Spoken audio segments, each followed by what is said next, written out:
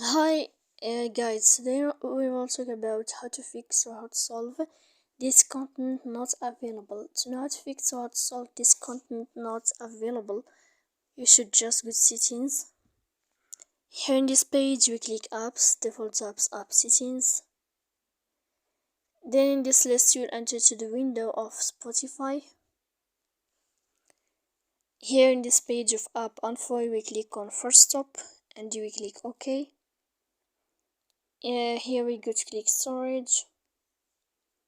Then we click clear cache. You will go to Play Store and you will search about Spotify. If you will find here in this blue sign update, then you can click to update your app. So please don't forget to support us by like and subscribe. See you next time in another video, and thank you for your attention.